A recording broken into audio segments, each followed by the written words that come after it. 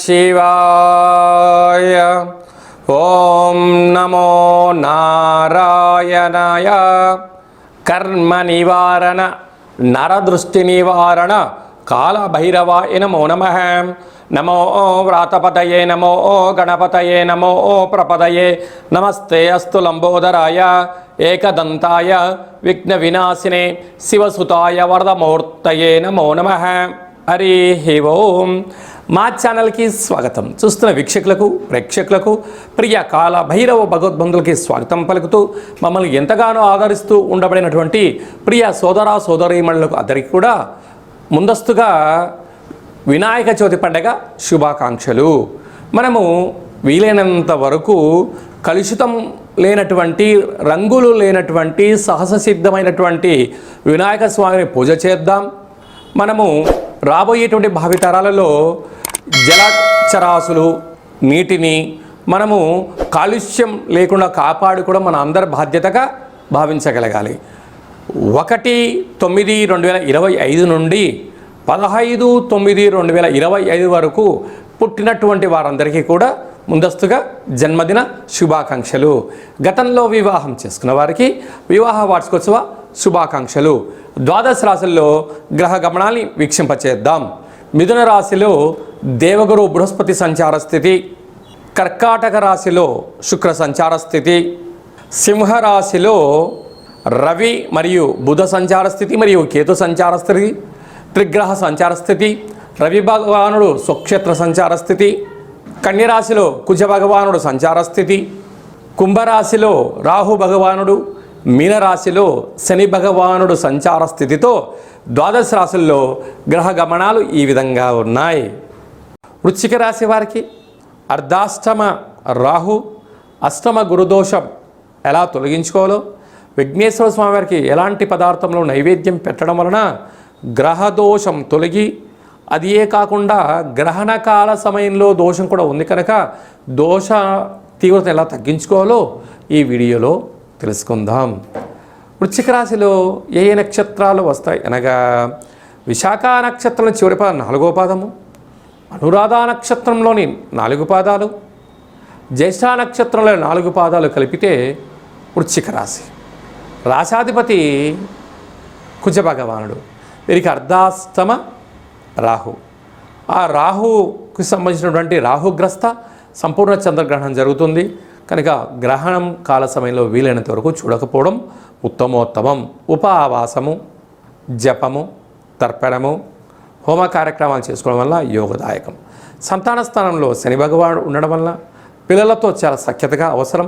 తల్లిదండ్రులతో చాలా భక్తితత్వంగా ఉండాలని అవసరం. అష్టమంలో గురు సంచార స్థితి ఉండడం వల్ల విద్య, ఉద్యోగ, విదేశ వ్యాపార కార్యకలాపాలలో అనేక రకాలైనటువంటి ఇబ్బందులు కనబడుతున్నాయి. విదేశాలకు వెళ్ళాలని మీ కోరిక మంచిదే, కానీ ప్రస్తుత కాలమానం అనుకూలంగా లేదు అని చెప్పి గమనించగలగాలి. వెళ్ళినా అక్కడ వాతావరణం అనుకూలంగా లేకపోవడం, ఆహారాలు అక్కడ పడకపోవడం, మీరు ఎంచుకున్న కాలేజీలు కానీ ఉద్యోగాలు అక్కడ దొరకలేని పరిస్థితుల్లో సమయము ధనము వృధా అయ్యే పరిస్థితి చాలా అధికంగా ఉంది. ఇలాంటి కాల సమయంలో విఘ్నేశ్వర స్వామివారికి మినప వడలను నైవేద్యంగా ఏర్పాటు చేయడం, శనగపప్పుతో కూడుకున్నటువంటి భక్ష్యాలను అనగా బొబ్బట్లను నైవేద్యంగా ఏర్పాటు చేయడం, శనగ పూర్ణిమ పప్పుతో స్వామివారికి నేతి దీపాలు పెట్టడం వలన ఐశ్వర్యం కలిగి గ్రహదోషం తొలగి గ్రహణ దోషం కూడా తొలగుతుందని చెప్పి కూడా గమనించాలి. భాద్రపద మాసంలో అలాగనే సెప్టెంబర్ మాసంలో ముఖ్యమైనటువంటి పండగల గురించి క్లుప్తంగా సవివరంగా సంపూర్ణంగా తెలుసుకుందాం. మనకు సెప్టెంబర్ మాసం ప్రారంభం అయ్యేసరికే మనకు వినాయక నవరాత్రులు జరుగుతున్నాయి కనుక మనకు 6వ తారీఖున విఘ్నేశ్వర స్వామివారు శరన్నవరాత్ర మహోత్సవాలన్నీ కూడా ముగించుకొని గంగా తీరం వైపు స్వామివారు బయలుదేరుతూ ఉంటారు కనుక వెళ్ళేటువంటి కాలక్రమంలో అందరము కూడా నిశ్శబ్దాలను ఎక్కువగా పాటిస్తూ శబ్దరహితమైనటువంటి జీవనాన్ని ముందుకెళ్తూ, ఎందుకంటే శబ్ద కాలుష్యం అనేది చాలా అధికమవుతుంది.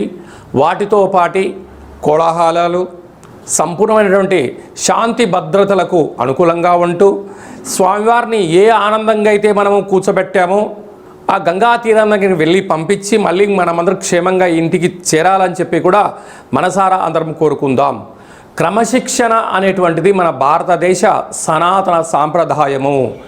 ఒకానొక కాల సందర్భంలో బాలగంగాధర్ తిలక్ గారు మనము భారతీయులము ఒకే చోట కూర్చొని మనల్ని అందరినీ కలుపుకొని భారతదేశ స్వతంత్రం రావడానికి ఎలా మనకు స్వామివారు ఎలా ఆశీర్వదించారో రాబోయే కాలంలో కూడా ఎవరి జీవితాలలో కూడా అష్ట కష్టాలు లేకుండా అష్ట ఐశ్వర్యాలను ప్రసాదించాలని ప్రతి ఇంట, ప్రతి గ్రామాలలో, ప్రతి వాడలలో, ప్రతి దేశంలో మనం చేసేటువంటి విఘ్నేశ్వర స్వామి వారి యొక్క గంగా తీర ప్రయాణ శుభాకాంక్షలు. అందరూ క్షేమంగా ఉండాలి, అందులో మనమందరం ఉండాలని కూడా కోరుకుందాం. 7వ తారీఖున భాద్రపద మాస శుక్లపక్ష పూర్ణిమ, అందులో ఆదివారము. ఈ సంవత్సరం అధిపతి రవి భగవానుడు, ఆదివారము. అదే కాకుండా కూడా ఈ సంవత్సరంలో మొట్టమొదటిసారిగా వస్తూ ఉండబడినటువంటి చంద్రగ్రహణము, రాహుగ్రస్త చంద్రగ్రహణం జరుగుతుంది కనుక వీలైనంత వరకు 7వ తారీఖు సాయంత్రం 4:30-5 గంటలకే ఆహారాన్ని సంపూర్ణంగా భోజనం చేసి వీలైతే ఉపవాసం చేయడము ఉత్తమోత్తంగా భావించగలగాలి. అలాగా 9:55 గ్రహణ ప్రారంభ కాలము, 2 గంటలకు మధ్యకాలము, 3:55 మోక్షకాలం ఉంది కనుక గ్రహణము పట్టు స్నానము, విడుపు స్నానము వీలైతే చేయండి. వీలైనంత వరకు ఆధ్యాత్మికంగా ఉండే ప్రయత్నం చేయండి. వీలైనంత వరకు దైవనామస్మరణ, ఆధ్యాత్మిక చింతన చేయడం వలన చంద్రగ్రహణ దోషాలు తొలగిపోతాయి. ప్రధానంగా ఎవరికి దోషం అన్నట్లయితే రాశిలోనే గ్రహణం జరుగుతుంది కనుక కుంభరాశి వారికి ఆరోగ్యాలు, ప్రయాణాలు, ఆటంకాలు, ఇబ్బంది ఉంటాయని చెప్పి గమనించాలి. 2వ రాశి అయినటువంటిది మీనరాశి వారికి వ్యయంలో గ్రహణం జరుగుతుంది కనుక అనవసరమైన ఖర్చులు, వాహన ప్రమాదాలు పొంచి ఉన్నాయి, తస్మాత్ జాగ్రత్త. అలాగనే అష్టమ స్థానంలో కర్కాటక రాశి వారికి అష్టమ స్థానంలో గ్రహణం జరుగుతుంది కనుక వీలైనంత వరకు దూర వాయువు జల ప్రయాణాలు పెట్టుకోకపోవడము, మౌనము, ధ్యానము, ఏకాగ్రతగా ఉండడము, వీలైనంత వరకు నోరు ఉంది కదా అని చెప్పి దుష్ప్రవర్తన చేయకపోవడం ఉత్తమోత్తంగా భావించగలగాలి. అలాగనే అర్ధాష్టమ సంచార స్థితిలో వృశ్చిక రాశి వారు ఉన్నారు. యంత్రాలతో, ఆయుధాలతో, ఫ్యాక్టరీలలో, కర్మాగారాల్లో, గృహాలలో అంటే ఇంటి పని చేసేటువంటి వారందరూ కూడా ఎంతో జాగ్రత్తగా ఉండాలని జ్యోతిర్విజ్ఞానం తెలియచేస్తుంది. గ్రహణకాల సమయంలో వీలైనంత వరకు ఉప ఆవాసము, మంత్ర సాధన, గ్రహణాన్ని చూడకపోవడమే ఉత్తమోత్తంగా భావించగలగాలి. ఇలాంటి కాల సమయంలో విదేశాలలో ఉండబడిన వారు కానీ మనకు దగ్గరగా ఉండబడిన ప్రాంతాలు ఈ దోషం తొలగించుకోవడం కోసము వీలైతే జపతర్పణాలు చేయండి. గ్రహణకాల తదనంతరము దగ్గరగా ఉండబడిన దేవాలయానికి వెళ్ళి ఆ యొక్క పూజారులను చెప్పినట్టు విధంగా ఆ రాగి చెంబు నిండా పాలు, అలాగా మరొక కేజీన్నర మినుములను దానం చేయడము, జపము, తర్పణము, హోమం చేయించుకోవడము ఉత్తమోత్తంగా భావించగలగాలి. ఇదల్లా కుదరలేనటువంటి వారు ఈ కింది నెంబర్ సంప్రదించగలిగినట్లయితే మీ యొక్క గోత్రనామములతో పూజ చేయించి ఆ యొక్క జప ఫలములను మీకు అందజేయడం జరుగుతుందని చెప్పి కూడా గమనించగలగాలి. అదే కాకుండా ఈ సంపూర్ణమైనటువంటి దోషాలు ఎవరిపైన ఉండకుండా ఉండాలని కోరుకుంటూ అందరికీ ఐశ్వర్యాన్ని ప్రసాదించాలని కూడా ఆ యొక్క రాహు భగవాను, చంద్ర భగవాను కోరుకుందాం.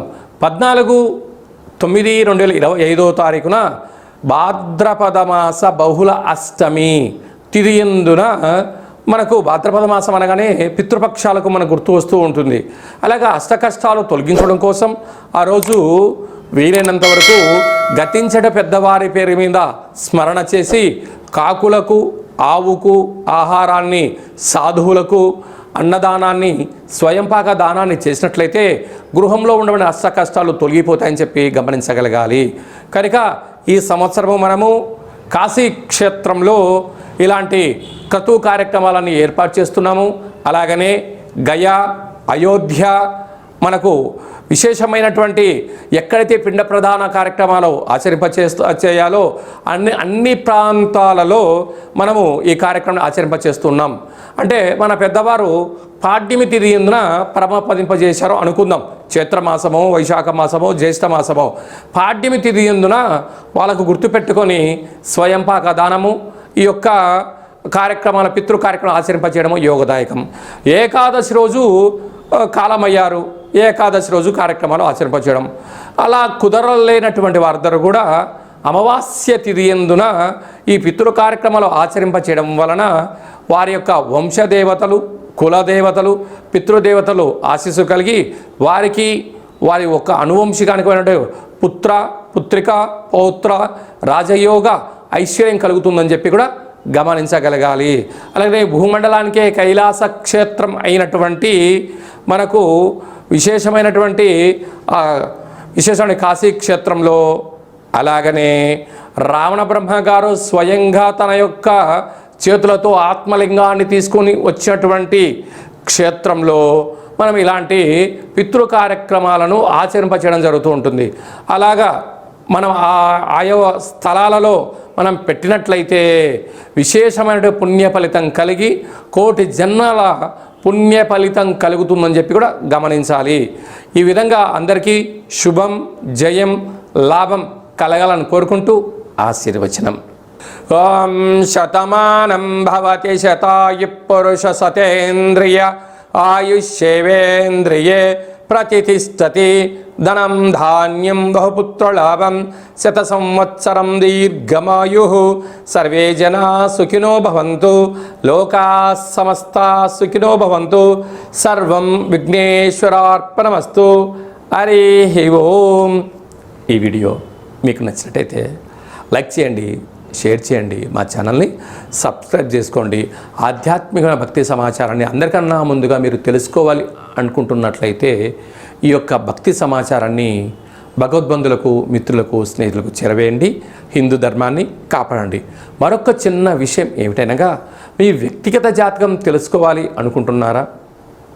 అనుకుంటున్నట్లయితే మీ యొక్క పేరు, పుట్టినటువంటి తేదీ, నెల, సంవత్సరం, సమయం రాసి మీరు పంపించగలిగినట్లయితే 100 సంవత్సరాల జాతకాన్ని రాసి పంపించి మీరు పుట్టినప్పుడు గ్రహ గమనాలు ఎలా ఉన్నాయి, మీరు ప్రస్తుత కాలమాన ప్రకారంగా గ్రహాలు ఎలా ఉన్నాయి, భవిష్యత్తులో ఎలా ఉండబోతున్నాయో తెలియజేయడం జరుగుతుందని కూడా గమనించగలగాలి.